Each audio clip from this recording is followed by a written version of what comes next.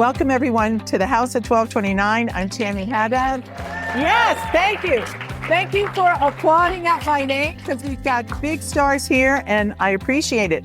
And it's been a year since we started gathering to talk about AI policy, legislation, and what role official Washington is playing in the development of AI.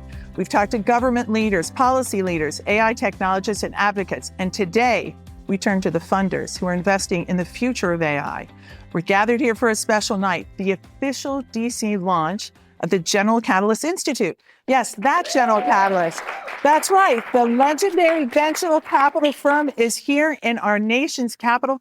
General Catalyst is one of the largest U.S.-based VC firms, having invested in everything from Inaugural to Stripe, and now in some of the most talked about global AI firms. And tonight marks the start of GC's next big chapter with the launch of the General Catalyst Institute. And my guests are Hemant Taneja, the CEO of General Catalyst. Let's hear it for him. And Teresa Carlson, president of the new General Catalyst Institute. You can feel the excitement, you two in the room, here as history is being made. Teresa, both of you, welcome. Thanks for having us. You have a long history in Washington and technology and policy. Some people in the room still call you the godmother of the cloud. But why do we need this? I just be mother. Godmother sounds kind of old. So. Oh, really? Okay, you could be mother. Okay, all right. You can be whatever you want to be. Yes, exactly. But tell us why the General Catalyst Institute. Well, first of all, Tammy, thank you for having us here and everybody coming to celebrate with us the launch of General Catalyst Institute.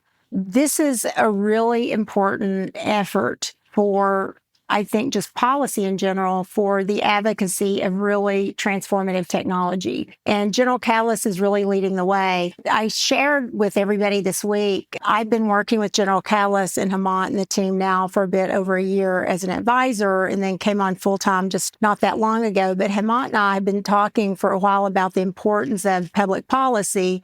And if you're having an effort globally around global resilience in the areas that General Catalyst invest in, AI, healthcare, manufacturing, defense intelligence, energy, financial services. These are all the cornerstones of global resilience. And you can deploy capital in a really amazing way. You can invest in the very best technological innovation that's out there. You can have a framework for driving societal change. But guess what? If you don't have public policies that help shape that in the right way, it doesn't become a true reality. And what has been so impressive to me is my career has been in public sector a lot. I keep coming back to it. I think, I'm going to do more commercial, and I keep kind of being drawn back into the heart and soul. It's not for the faint of heart, but it's very meaningful. And Hemant, he can talk about this himself, but the thing that I was so impressed with, for a long time, he's actually been doing public policy, kind of on his own, seeing it as an investor and a thought leader in, I call it a little bit of a bespoke way. He did an energy initiative. He's done a healthcare initiative. You're stealing all my questions. Well, you didn't go into this, but he did the Responsible Innovation Labs. And I said, okay, what we said is if we do this in a much more organized fashion, we can really drive the change. And so far, we've gotten really great feedback from everybody that this is important because they haven't seen venture capital really engage at the top level, at the industry sector level. So really excited about it, Tammy. And I think that, so excited to have you all here today to talk about it. It's great to have you in Washington, but I guess this means you think we're the future. Wow. First of all, thanks for having us, Tammy. I would say the next 25 years of what we're focused on as a firm is all about leveraging technology to drive industry transformations. And a lot of that is focused on industries that need resiliency worldwide. So that's healthcare, defense, energy. And you can't transform if you don't have the right stakeholders around the table. And there is no way as a technology industry we can do it alone. I don't think you can do it alone just with policy. And it can't be just with deploying capital in a serendipitous, unintentional way in this industry. So for us, a lot of the focus around building this institute is to sort of become that convening place where we can bring the different stakeholders together and develop what that transformation strategy ought to be. So, Teresa, how do you plan to have impact here? Well, the first thing was letting people know we're here. And everybody knows in this city and any other city, we launched here yesterday, and you'll see us now. We have a launch schedule in the UK, in Delhi in November, UK in October, and then Brussels in December, and then we'll follow in 2025. But that's our schedule. And Hemant's been very clear at GC, we're a global firm. We need to drive global impact. So one is letting people know we're here. So that's thing one. And as an example, this morning, we had a breakfast meeting with think tanks, and some of them were right of center and left of center. And that's great because we want to work with everyone. And we got to hear their feedback. We got to really listen. And I think the first step is listening. We don't want to walk in and just be like, we know everything. We're walking in, we want to work really collaboratively with government. And the one thing I've always said, I believe in partnerships. GC believes in partnerships. So we want to go in, we want to have a partnership. And a lot of people say it's impossible to have a partnership with government. That is just absolutely not true. My career has been about partnerships with government around the world. So we want to listen, we want to learn, we want to advocate, we want to educate, we want to bring our technology companies. GC's invested in over 600 tech companies. They also partner on a variety of other things. We want to bring in lots of startup tech so they can see these founders. We want to show them, we want to tell them, we want to bring solutions to the table. And for us, it's not about what's going wrong and what can't be done. It's about what can be done. So that's our approach. Think tanks, educational institutions, NGOs, individual experts, government directly, that will be our approach. And we'll work proactively with them, and we'll push on areas that we believe will drive transformative innovation, but not hurt these companies, because we talk about light touch regulation. If you over-regulate, then a lot of these startups, they can't afford that. And if every state starts regulating and every country has a totally different approach, you're gradually stomping out the innovation, because these startups, there won't be enough capital in the world. And GC is one of the best companies in the world to deploy the capital. So they'll deploy it. We'll work to make sure we get these companies in front of the policymakers to get the right policies in place. Well, I think you hit the nail on the head, right? Because everyone's talking about a different way to regulate AI all around the world. So, Hemant, when you hear from these founders, what are you telling them? And what are they telling you? First thing I often say is this is peak ambiguity. Because if you think about it, the geopolitics, how the global trade is changing, the reglobalization going on, and then you've got this massive tectonic shift in terms of technology and AI. None of us really know what the world's going to look like in the future. In that setting, I think you sort of go back to your core values and you think about navigating that ambiguity with a true north. And for us, it is, we often call inclusive capitalism. How do you think about sustainability? How do you think about bringing everybody along? And hence the word global resilience. And there, what we tell the founders is, think about the unintended consequences that might happen with AI. Think about the fact that a lot of the businesses that we build with AI are largely about transforming industries. AI is not an innovation force per se, it's a transformation force, because it creates value for businesses that already have scale, they have customers, they have data, and therefore they can actually leverage AI.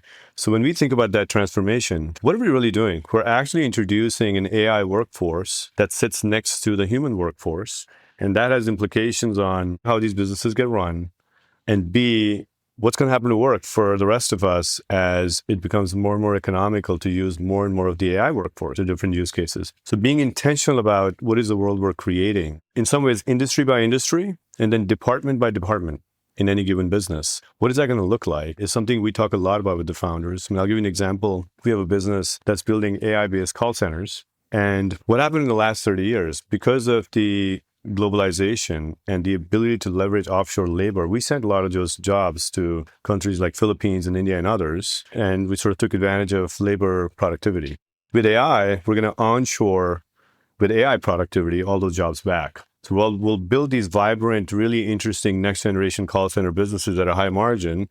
We will also eviscerate hundreds of thousands or millions of jobs in these countries. So as founders, we do tell them to think about the fact that there are these consequences to what you're building, and how do we sort of step up? And that's part of why we created the General Catalyst Institute, is let's go work with those governments to help them create their own capabilities around AI so they can uplift their people, while market forces bring a lot of those jobs back onshore to the developed world. So in a way, you're almost like a futurist going to countries and explaining where business is going. Absolutely. I think business is fundamentally going to change. If you think about a 21st century company that's AI native, it would look very different because you may not create departments that are your legal department and your contact center department and your sales department. You might actually just have APIs to these AI services and you invoke these AI workforces that do that work for you.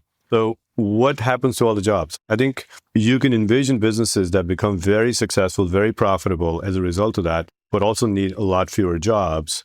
And imagine that happening, and this is not a 5-year comment, this is not a 10-year comment, it's probably a 30-year comment, but imagine that happening worldwide and what are the implications to work? And we have to have a theory of change we want to drive towards in the way we build these companies.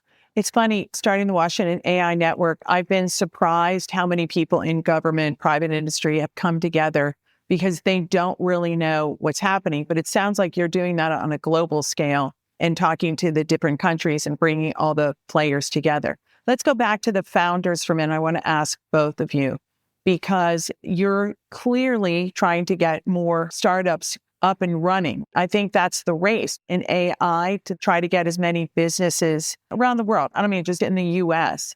So how do you apply the plans for GCI into the startups? Are you going to talk to them? You talked about all the stakeholders, but how do you incorporate those views? It sounds like you're going to be a little bit of an educational program for them. Before we ever launched, for some months now, we've actually just been going around talking to our founders. We have a lot of them here today in the audience, so thank you for being here, and some soon-to-be founders. But we spent a lot of time, Tammy, talking to them, just hearing from them, like, what are they doing today? How are they approaching public policy? How are they thinking about a regulatory environment? We ask them how they think about it. What are they doing about it? And then what are their key issues and concerns? So we try to do that across all of our broad sectors that we discuss that we think are kind of the cornerstone pillars of global resilience. And we have so many great founders, and they all had a really great and unique perspective. And I actually learned something from all of them. So what our plan is, we are taking all that into consideration. Everything we do, we've said we won't do it on behalf of one of those companies, but we'll do it on behalf of all of those companies in that sector. And it may not be 100% for everybody, but we just had this great conversation today. Everybody who's in Washington, D.C. knows it'd be great if we always got 100% solution that we all loved for everything we're doing, but generally that's not the case here. You get maybe a 70 to 80%, and there's always compromise. And so for us, I think it'll be the same with our founders. We'll compromise. So that'll be one thing. But the second thing that Miriam and I are going to do is we also are putting together training and education tools for them. So we'll work with them on the how. How do you approach it? How do you consider it? How do you think about it when you're building a company? We also have a lot of them just ask us, how do you sell and work in government? So they're also just interested, like, I want to build a government business. And we have great partnerships already that we're forging that will help them. So one, it's listening to them, learning from them, taking what they say, applying it, and then us coming back and training and educating them too. And then I think better together will be our solution. By the way, she was mentioning Miriam Muika, our dear friend, the new Global Chief of Policy for the GCI. Let's give her a round of applause. Hold on. So the discussion that Teresa and I have had about what would make us successful at the GC Institute, it really entails two things. One is, if we can be an honest broker and real thought partner to the governments, here obviously in DC, but around the world, in how to think about the transformation of these industries on the long-term arc. How should we think about driving resiliency for different nations? How do we think about the role of technology? I think that would be a great place to be. And in order to do that, we have to be non-transactional. We don't want to come here and try to drive policy to benefit any one of our individual companies. We'd rather spend that energy training our founders to be good leaders that embrace policy and learn how to do business with the government. So I think our goal is make them more effective, because the technology industry has not been that sophisticated about engaging with policy. The conventional wisdom is if policymakers are paying attention to, it's a good thing, meaning you made it, and then you'll deal with the problems rather than being proactive and intentional about how to working together. So I think we want to bring that cultural mindset to the industry. And then with the government, it's very much about how do we think long-term? What should the future of work look like? What should the evolution of these industries look like? For example, what is the reglobalization of manufacturing in this world? And how do we think about defense and deterrence and really investing in those capabilities? Or how do we make sure we're ready for the next pandemic? How do we really build the ecosystem of companies that prepare us for that? That's the place where we want to be the innovation thought partner to governments. I want to turn to national security, but first, you put together a group of all the VCs, or many of the top VCs, working with Secretary Raimondo to work on the AI guardrails and to come up with some ideas. How's that been going? Is there anything you can report to us on that? Yeah, so we worked on creating a protocol for how entrepreneurs should be leveraging AI as they build their companies in this phase. And part of the rationale was, rather than forcing regulators to be afraid of AI and regulate too fast, if we can demonstrate a good code of conduct and self-responsibility as founders, we can build intentionally and navigate this ambiguity, to my earlier point, sort of together before we figure out what the regulations really should look like. Because it's very complicated. On one side, you want to make sure here in America, we don't fall behind in the race for AI. On the other side, we want to make sure as we apply it to the rest of the world, we don't create unintended consequences. And so how do you really balance that, and how do you create a framework? Some of it has to come to us with the benefit of time, and we didn't want to rush that. So that's why we worked with the Commerce Department, wrote a protocol, got a lot of companies to embrace. And I would say it was met with mixed results. I think there are a lot of founders, hundreds of companies that embraced that idea. And there were many that were afraid that it's about inviting regulation which slows down progress, which was not the intent on either side, actually. And so I think it goes back to just the cultural transformation of the technology industry, where the idea of collaborating with the government doesn't necessarily translate to create regulation and slow down progress. It's often more nuanced to create more enduring systems so that progress can actually accelerate as well, which is our goal. Well, and I'll just say, based on also just history, when I was working in cloud computing, if you don't regulate, you actually then go back, because that history tells us, and I know a lot of you all saw this in cloud with facial recognition was a great example. The tech companies were coming out, and all of a sudden government was like, whoa, slow down.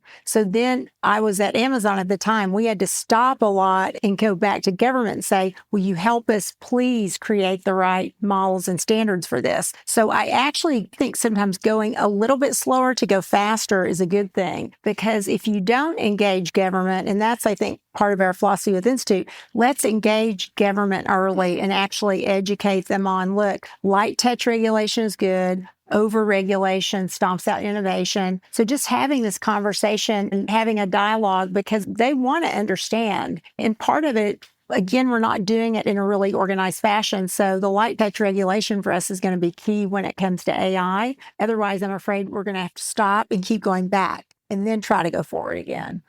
Let's turn to national security. Teresa, what steps are you taking for GCI to drive American innovation, excellence, and U.S. security interests? Well, I'm really excited about, if you all had a chance to read our blog, we announced a new Defense Risk Committee, which our two founding committee members are here tonight. Andy Makritis, who's the former COO of the CIA. Andy, can you say hi over there in the corner? And Rich Gross, who is a retired one-star for the Army, and he was also the chairman of the Joint Chiefs of Staff, JAG officer. Where are you, Rich? Oh, there's Rich over here. He's general counsel.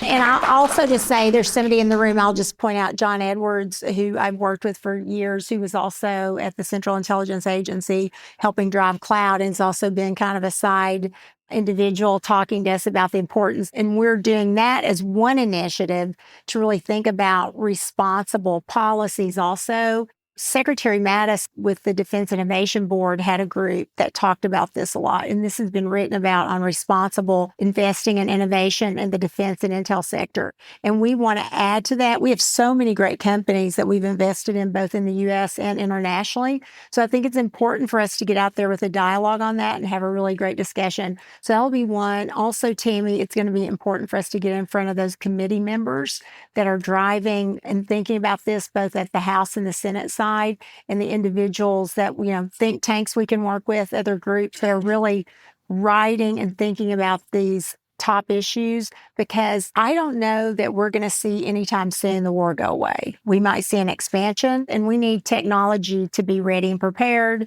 and we need the right policies in place to drive the innovation.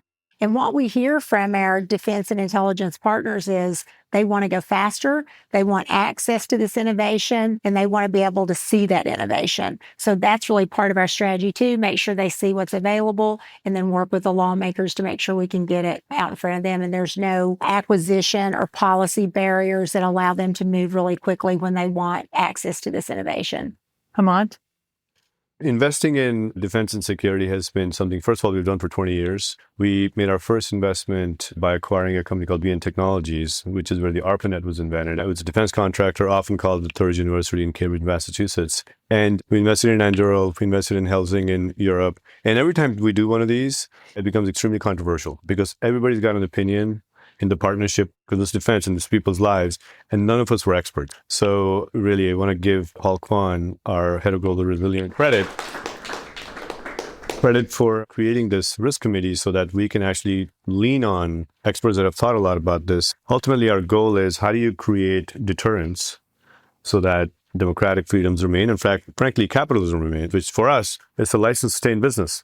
And so it's a very critical area to invest in, and we have put a lot of thought into it. We used to be afraid of should we invest in companies that are doing kinetic weapons or not. Andy wisely guided us once that the way you draw the line for deterrence is whatever you need to do so the aggressors don't attack. And I think that becomes a true north for us in how we think about what kinds of things we're going to be investing in. And we're building some phenomenal companies led by values-oriented founders, and we're proud of what they're doing. So it's a vibrant area for us. We're going to continue to invest in it.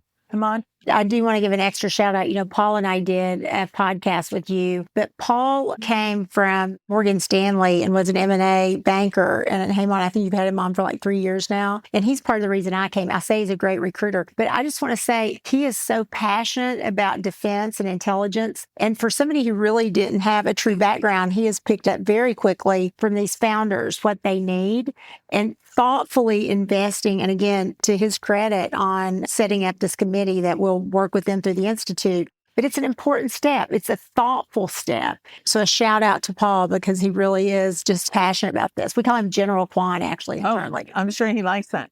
You wrote a very famous article with Fareed Zakaria from the Harvard Business Review in February 23, talking about urging the U.S. on China and to make sure that the U.S. stays ahead technologically. Yeah, so I think we're going from unipolarity to a multipolar world as you think about what's happening today. And a lot of market competitiveness ultimately is going to come down to the race for AI. And the reason is whatever the winning AI technologies are going to have significant impact on our culture, significant impact on what the market-leading businesses are. Because to my earlier point, the workforce transformation that it enables, and therefore the ability to innovate these future businesses is a stunning capability. So we are in that race. And we're in that race where we're trying to develop AI technologies in a way that respects the democratic ideals. It's really grassroots. It's the entrepreneurial way. And it's against, a nation that has equal, if not more urgency, and can take shortcuts in terms of making sure all the data is available for what they're developing and has a different set of values that they want to manifest in that AI. And by the way, this is, to me, not just a US-centric comment. All the democratic markets, India's got the same opportunity to think about, Europe's got the same opportunity to think about. And so a lot of what we think about is, how do you develop AI in this messy world of democracy where you don't have the ability to just say, I'm going to put all the data in the data warehouse and do AI to it and create a collaboration environment and trust between these different geographies that they themselves aren't going to get left behind in the context of each other. Remember, US wants to win against China, but Europe also wants to make sure that US technology companies don't dominate them like they did in cloud. Thanks to Teresa. Yeah. And so there's all these dynamics we have to make sure we focus on, and that requires innovation and partnerships and requires real collaboration across these different geographies, and that's hard. So we're just trying to bring attention to the fact that that needs to be a priority for all of us. Well, that's all our time. I want to thank Hemant Taneja because this is really exciting for Washington to have the General Catalyst Institute. I hope you'll come back often, and we can't wait to hear how you transform the world. I love that. Let's thank him, everyone. Thank you for listening to the Washington AI Network podcast. Be sure to subscribe and join the conversation. The Washington AI Network is a bipartisan forum bringing together the top leaders and industry experts to discuss the biggest opportunities and the greatest challenges around AI. The Washington AI Network podcast is produced and recorded by Haddad Media. Thanks for listening.